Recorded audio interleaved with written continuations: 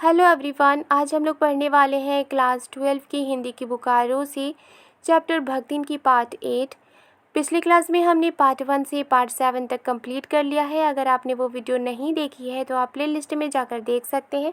तो चलिए शुरू करते हैं आज की क्लास। जब गत वर्ष युद्ध के भूत ने वीरता के स्थान में पलायन वृत्ति जगा दी थी, तब भक्तिन पहली ही बार सेवक की विनीत मुद्रा के साथ मुझसे गाँव चलने का अनुरोध करने आए। यानी कि जब देश में युद्ध चल रहा था तो उस वक्त वीरता की जगह पर लोग क्या कर रहे थे, उस जगह को छोड़ करके जा रहे थे। तब भक्तिन महादेवी वर्मा के पास आती है और एक सेवक के हैसियत से वो बहुत ही ज़्यादा रिक्वेस्ट करने के हैसियत से वो महादेवी वर्मा के पास आती है और वो कहती है उन्हें कि वो उनके साथ गांव चले। वो लकड़ी रखने की मचान पर अपनी नई धोती बिछाकर मेरे कपड़े रख देगी और वो क्या कहती है भक्तिन महादेवी वर्मा को कि आप चलिए हमारे साथ, हमारा जो घर होगा वहाँ पर लकड़ी रखने के मचान पर अपनी नई धोती को बिछा दूंगी और उसमें आपके यानी महादेवी वर्मा के कपड़े रख दूंगी।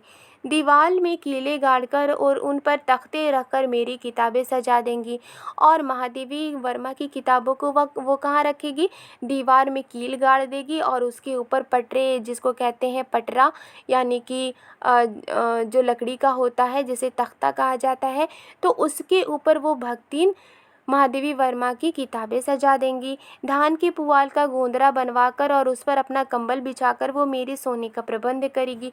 गोंदरा क्या होता है, जो फटे पुराने कपड़े होते हैं उनको एक जगह रख करके और उसके ऊपर सिलाई लगाई जाती है, जिसको इसी को गोंदरा कहा जाता है और वो बिछावन के रूप में यूज़ किया जाता है।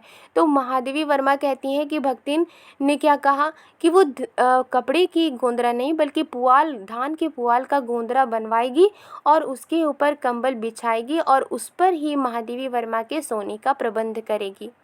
मेरे रंग स्याही आदि को नई हंडियों में संजो कर रख देगी और जितने भी महादेवी वर्मा के रंग थे, जितने भी स्याही थे, वो क्या करेगी कि वो हंडियों में, यानी जो मिट्टी की हांडी होती है उसी में वो रख करके वो सजा करके रख देगी और कागज़ पत्रों को छीके में यथाविधि एकत्र कर देगी।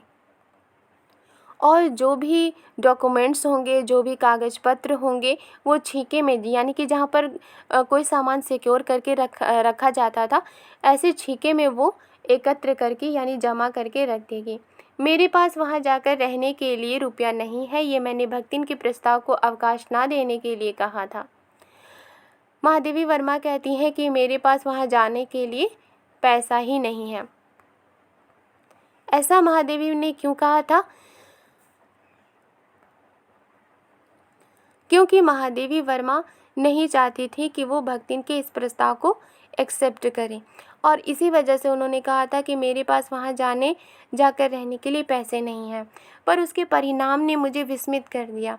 लेकिन महादेवी वर्मा ने जब ये कहा कि मेरा वहाँ पर जाकर रहने के लिए पैसा नहीं है, तो भक्तिन का जो जवाब था ये सुनकर के महादेवी वर्मा बहुत ही अचंभित हो जाती हैं, सरप्राइज्ड हो जाती हैं।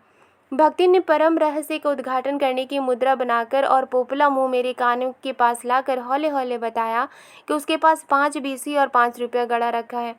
जब भक्तिन ने ये सुना कि महादेवी वर्मा के पास पैसे नहीं है, तो वो क्या कहती है कि वो एक सीक्रेट खोलती है और वो कहती है कि उसके पास, यानी वो अपने पोपले मुंह से, उनके मुंह में एक भी दांत नहीं था, तो वो अपने पोपले मुंह को महादेवी वर्मा के कान के पास लाती है और धीरे धीरे करके बताती है कि उनके पास 5 बीसी और 5 रुपया है, 5 रुपया और 5 पैसे पड़े हुए हैं, उसी से वो प्रबंध कर लेगी। फिर लड़ाई तो कुछ अमरौती खाकर आई नहीं है। फिर वो कहती है कि हमेशा तो कोई लड़ता नहीं है, जब सब ठीक हो जाएगा तब यहीं लौट आएंगे।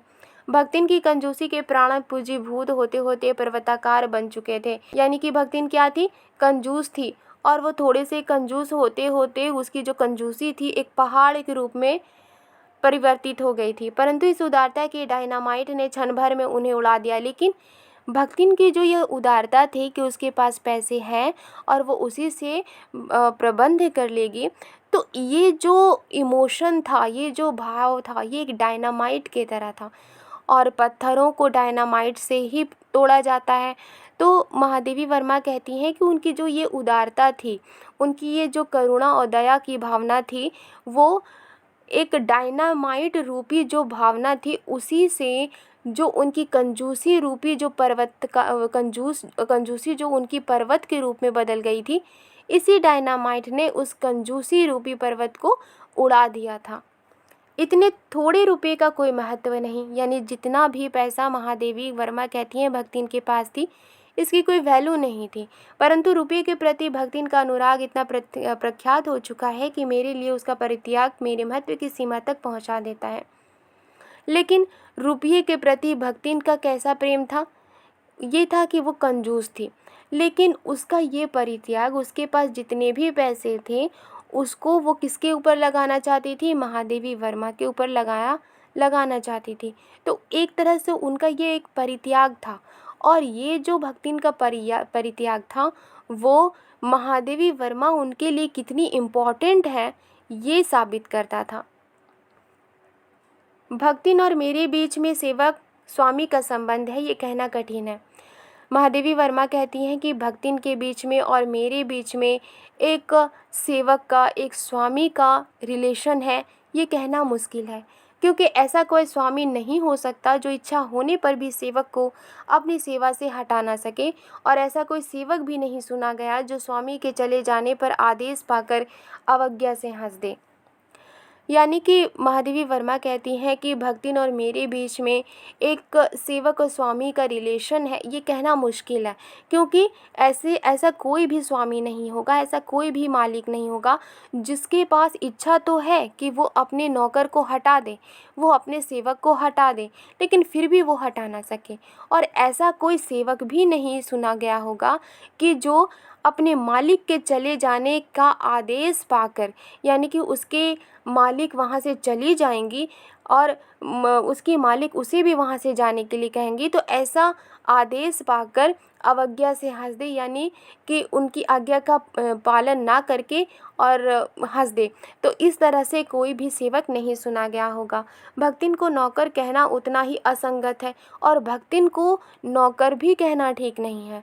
जितना अपने घर में बारी बारी से आने जाने वाले, अंधेरे उजाले और आंगन में फूलने वाले गुलाब और आम को सेवक मानना, जितना घर के आंगन में गुलाब खिलता है, कभी खिलता है, मुरझाता है, फिर खिलता है, और जो आम मिलते हैं आंगन से, तो उनको सेवक नहीं माना जाता है।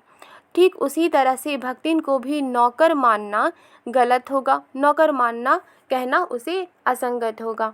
वे जिस प्रकार एक अस्तित्व रखते हैं, जिसे सार्थकता देने के लिए ही हमें सुख दुख देते हैं, और गुलाब है, आम है, वो अपना अस्तित्व रखते हैं, हमें हमेशा हमारे लिए यूज़फुल होते हैं। उसी प्रकार भक्तिन का स्वतंत्र व्यक्तित्व अपने विकास के परिचय के लिए ही मेरे जीवन को घेरे हुए है। यानी कि महादेवी वर्मा कहती हैं कि भक्तिन का जो इंडिपेंडेंट पर्सनालिटी थी, अगर वो नहीं रहती, अगर भक्तिन महादेवी वर्मा के पास नहीं रहती, तो क्या महादेवी वर्मा उसके ऊपर लेख लिख पाती?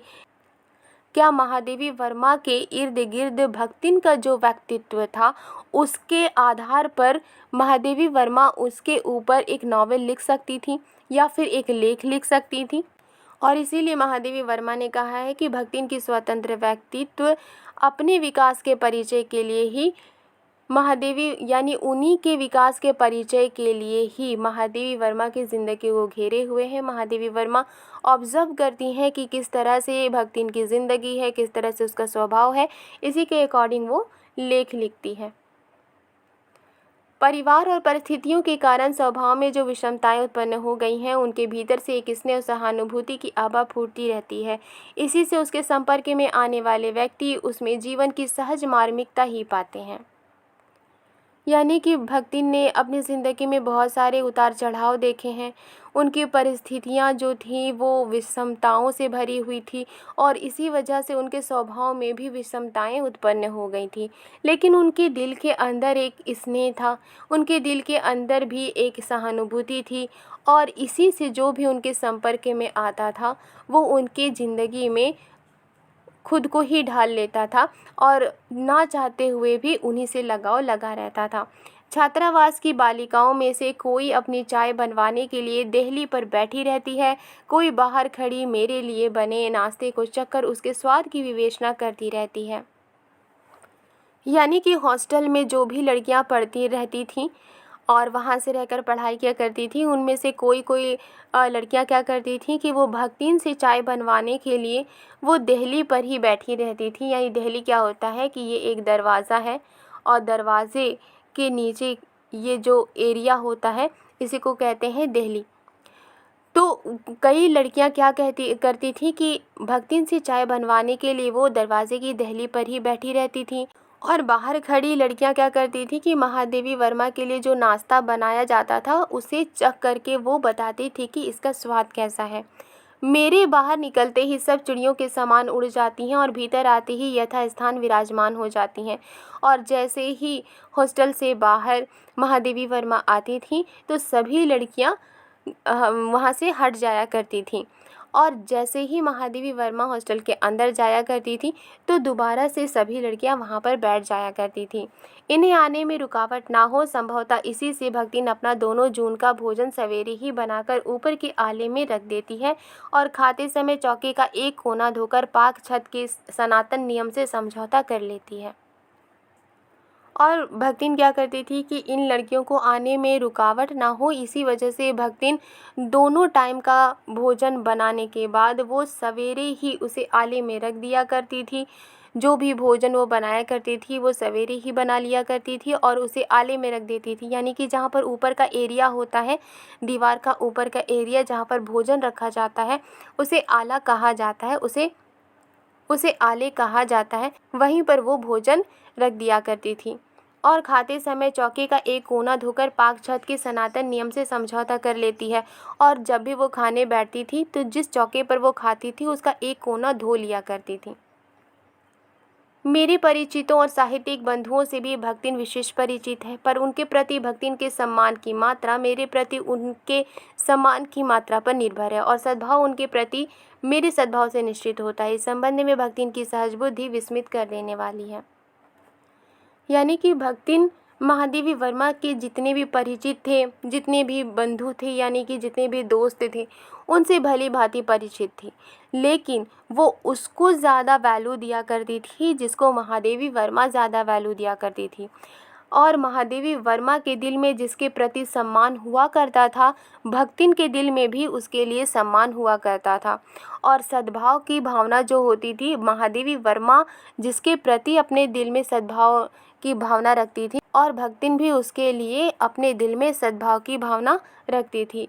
इस संबंध में भक्तिन की जो सहज बुद्धि थी वो विस्मित कर देने वाली है। यानी कि वो इतनी ज़्यादा रिस्पेक्ट दिया करती थी महादेवी वर्मा को कि महादेवी वर्मा के दिल में जिसके लिए रिस्पेक्ट होता था, भक्तिन के दिल में भी उसके लिए रिस्पेक्ट होता था। वो किसी को आकार प्रकार और वेशभूषा से स्मरण करती है और किसी को नाम के अपभ्रंश द्वारा। भक्तिन किसी को भी देखती थी तो उसके वेशभूषा से ही उसको याद रखती थी। यानी कोई अगर मोटा है तो उसको उस तरीके से याद रखती थी, कोई अगर पतला है तो उस तरीके से उसको याद करती थी। और किसी को नाम के अपभ्रंश द्वारा, यानी कि किसी का कोई नाम हुआ करता था तो उसको वो तोड़ मरोड़ करके अपने अकॉर्डिंग नाम रख करके उसको याद रखा करती थी। कवि और कविता के संबंध में उसका ज्ञान बढ़ा है पर आदर भाव नहीं। कवि एक कविता लिखता है, उसके संबंध में उनका ज्ञान बढ़ा है भक्तिन का, लेकिन उनके दिल में कवि और कविता के लिए आदर भाव नहीं है। किसी के लंबे बाल और अस्त व्यस्त वेशभूषा देखकर वो कह उठती है, का ओहो कवित्व लिखे जानत है। किसी को भी अगर वो देखती थी और अगर उनके लंबे बाल हुआ करते थे और उनकी वेशभूषा अस्त व्यस्त हुआ करती थी तो वो क्या पूछती थी कि क्या ये कविता ये भी लिखते हैं, और तुरंत ही उसकी अवज्ञा प्रकट हो जाती है। तब वो कुछो करी हैं धरी हैं ना, बस गली गली गावत बजावत फिरी हैं। यानी कि अगर ये कवि हैं तो ये कुछ नहीं करेंगे, बस गली गली गाएंगे और बजाएंगे, पर सबका दुख उसे प्रभावित कर सकता है। विद्यार्थी वर्ग में से कोई जब कारागार का अतिथि हो जाता है तब उस समाचार को व्यथित भक्तिन बीता बीता भरे लड़कन का जयहल कलजुग रहा तौन रहा अब परलय होई जाई उनकर माई का बड़े लाड तक लड़े का चाही कहकर दिन भर सबको परेशान करती है। यानी किसी का कोई भी दुख हो उससे भक्तिन प्रभावित होती थी। जब भी कोई स्टूडेंट को जेल में डाला जाता था तब भक्तिन कहती थी कि बित्ता बित्ता भरे लड़कन का, यानी कि जो छोटे छोटे उम्र के जो लड़के हैं उनको जेल हो रही है और ये क्या है, एक कलयुग है, अब प्रलय होगी, यानी कि अब कयामत आ जाएगी और उनको तो क्या करना चाहिए कि लड़ना ही चाहिए। बापू से लेकर साधारण व्यक्ति तब उस सब के प्रति भक्तिन की सहानुभूति एक रस मिलती है। भक्तिन जब भी किसी को देखती थी प्रभावित होती तो वो क्या कहती थी कि ये इतने इतने छोटे छोटे बच्चे हैं, उन्हें जेल में डाला जा रहा है, अब क़यामत आएगी और इन्हें सब हमेशा इन्हें लड़ाई करनी चाहिए। महादेवी वर्मा जब ये सुनती हैं तो वो बापू से लेकर के जो भी नॉर्मल इंसान है जिनके साथ जो अंग्रेज है वो अपने अत्याचार करते थे, तो ये देख करके महादेवी वर्मा कहती हैं कि चाहे बापू हो चाहे कोई साधारण व्यक्ति हो, सबके लिए भक्तिन के दिन में एक सहानुभूति हुआ करती थी। भक्तिन के संस्कार ऐसे हैं कि वो कारागार से वैसे ही डरती है जैसे यमलोक से। यानी भक्तिन को कारागार से बहुत ज़्यादा डर लगता था, उसे जेल से बहुत ज़्यादा डर लगता था जैसे कि एक इंसान को यमलोक से डर लगता है। ऊंची दीवार देखते ही वो आंख मूंदकर बेहोश हो जाना चाहती है और वो जैसे ही जेल की ऊंची दीवार देखती है तो मानो कि वो बेहोश हो जाएगी। उसकी ये कमज़ोरी इतनी प्रसिद्धि पा चुकी है कि लोग मेरे जेल जाने की संभावना बता बताकर उसे चिढ़ाते रहते हैं। यानी कि महादेवी वर्मा इतनी ज़्यादा जेल से डरती थी कि उन्हें लगता था कि वो जेल देखेगी तो वो बेहोश हो जाएगी। तो यही कमज़ोरी उनकी इतनी ज़्यादा फेमस हो गई थी कि लोग ये कहते थे महादेवी वर्मा के बारे में कि उन्हें कभी ना कभी जेल जाना पड़ेगा और अंग्रेज आकर महादेवी वर्मा को जेल ले जाएंगे। तो ये चिढ़ाने के लिए, भक्तिन को चिढ़ाने के लिए वो लोग कहा करते थे, वो डरती नहीं, ये कहना असत्य होगा। और जब लोग उन्हें चिढ़ाते थे तो वो डरती नहीं थी, ये कहना झूठ होगा। पर डर से भी अधिक महत्व मेरे साथ का ठहरता है। और चूँकि महादेवी वर्मा कहती हैं कि जो भक्तिन है उन्हें डर लगता था जेल से, लेकिन फिर भी उस डर से ज़्यादा वैल्यू वो किसे देती थी, वो महादेवी वर्मा को वैल्यू दिया करती थी। चुपचाप मुझसे पूछने लगती है कि वो अपनी कई धोती साबुन से साफ़ कर ले, और चुपचाप वो महादेवी वर्मा से पूछने लगती थी कि वो अपनी कौन से धोती साबुन से साफ़ कर ले जिससे मुझे वहाँ उसके लिए लज्जित ना होना पड़े। यानी कि जब भी अंग्रेज महादेवी वर्मा को पकड़ कर ले जाएंगे जेल, तो उनका सोचना था भक्तिन का कि वो भी महादेवी वर्मा के साथ जाएंगी। इसी वजह से वो पूछती थी कि कौन से धोती साबुन से साफ़ कर लूँ जिसकी वजह से महादेवी वर्मा को जेल में किसी के सामने शर्मिंदा ना होना पड़े। क्योंकि महादेवी वर्मा हमेशा ही भक्तिन को कहा करती थी कि वो अपनी धोती साफ़ कर ले, गंदा ना रखे। इसी वजह से भक्तिन ने कहा था कि कौन सी धोती साबुन से साफ़ कर लूँ जिससे कि महादेवी वर्मा को भक्तिन के लिए वहाँ पर किसी के सामने लज्जित ना होना पड़े। क्या क्या सामान बांध ले जिससे मुझे वहाँ किसी प्रकार की असुविधा ना हो सके। और वो ये भी पूछती थी कि आखिर वो कौन कौन सा सामान बांधेगी जिससे कि महादेवी वर्मा को जेल में कोई भी किसी भी तरह की कोई दिक्कत नहीं होगी। ऐसी यात्रा में किसी को किसी के साथ जाने का अधिकार नहीं, ये आश्वासन भक्तिन के लिए कोई मूल्य नहीं रखता। यानी कि महादेवी वर्मा कहती हैं कि अगर भक्तिन को ये कहा जाए कि जेल जो इंसान जाता है उसके साथ उसका सेवक नहीं जाता है, उसका कोई अधिकार नहीं होता है कि वो अपने मालिक के साथ जेल जाए, ये जो आश्वासन है इस आश्वासन का भक्तिन के लिए कोई वैल्यू नहीं रखता। वो मेरे ना जाने की कल्पना से इतनी प्रसन्न नहीं होती जितनी अपने साथ ना जा सकने की संभावना से अपमानित।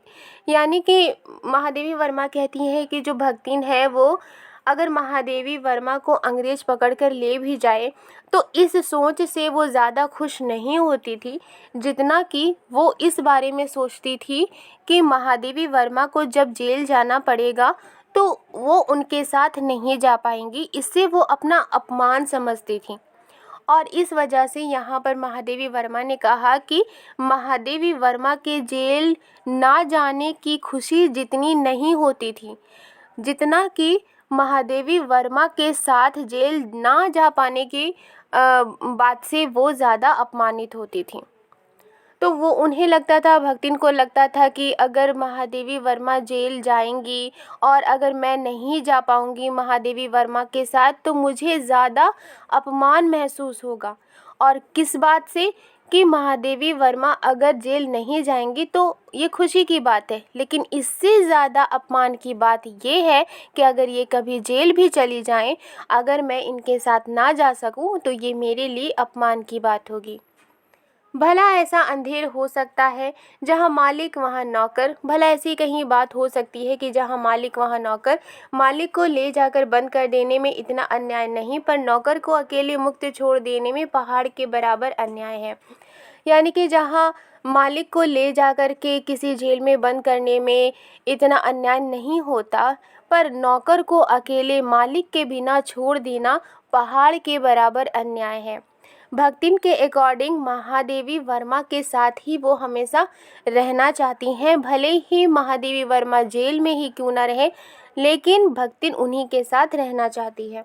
ऐसा अन्याय होने पर भक्तिन को बड़े लाट तक लड़ना पड़ेगा, और ऐसा अन्याय हुआ कि कभी महादेवी वर्मा को जेल जाना पड़ा और भक्तिन को उनके साथ ना जाने के लिए कहा गया। भक्तिन को यह अधिकार अगर नहीं मिला कि वो अपने मालकिन के साथ रहे तो उन्हें बड़े लाट तक लड़ना पड़ेगा, यानी कि उन्हें बड़े अधिकारी तक लड़ना पड़ेगा। किसी की माई यदि बड़े लाट तक नहीं लड़ी तो नहीं लड़ी। भक्तिन के अकॉर्डिंग कि अगर किसी की माँ बड़े अधिकारी तक नहीं लड़ी तो वो किसी से नहीं लड़ी। पर भक्तिन का तो बिना लड़े काम ही नहीं चल सकता, और भक्तिन का तो बिना लड़े किसी से काम चल ही नहीं सकता। वो हर किसी से अपनी बात मनवाने के लिए लड़ भी सकती है। ऐसे विषम प्रतिद्वंदियों की स्थिति कल्पना में भी दुर्लभ है, और ऐसी जो सिचुएशन है, ऐसी जो विषम प्रतिद्वंदियों की स्थिति यानी कि जो वक्त है, ऐसे वक्त की कल्पना भी दुर्लभ है। मैं प्रायः सोचती हूँ कि जब ऐसा बुलावा आ पहुँचेगा जिसमें न धोती साफ करने का अवकाश रहेगा, न सामान बांधने का, न भक्तिन को रुकने का अधिकार होगा, न मुझे रोकने का, तब चिर विदा के अंतिम क्षणों में ये देहातीन वृद्धा क्या करेगी और मैं क्या करूँगी। महादेवी वर्मा कहती हैं कि मैं हर पल ये सोचती हूँ, हमेशा ये सोचती हूँ कि अगर ऐसा बुलावा आ पहुँचेगा, यानी कि अगर कभी अंग्रेज़ उन्हें जेल ले जाने के लिए आएंगे जिसमें ना धोती साफ करने का वक्त मिलेगा, न सामान बांधने का वक्त मिलेगा, न भक्तिन को रुकने का अधिकार होगा महादेवी वर्मा के साथ, न महादेवी वर्मा को रुकने का अधिकार होगा, तब उन दिनों उन क्षणों में ये देहातीन वृद्धा यानी कि ये भक्तिन क्या करेगी और महादेवी वर्मा क्या करेंगी। भक्तिन की कहानी अधूरी है, पर उसे खोकर मैं इसे पूरा नहीं करना चाहती। महादेवी वर्मा कहती हैं कि भक्तिन की कहानी अधूरी है, यानी जो मैं भक्तिन के बारे में लेख लिख रही हूँ ये अधूरी है। मैं उसे खोकर, यानी जब तक वो महादेवी वर्मा के साथ हैं तब तक उनकी ये लेख पूरी नहीं हो सकती। आई होप आपको ये वीडियो पसंद आई है तो लाइक एंड सब्सक्राइब करना मत भूलिएगा। मिलती हूँ नेक्स्ट वीडियो में। Thank you.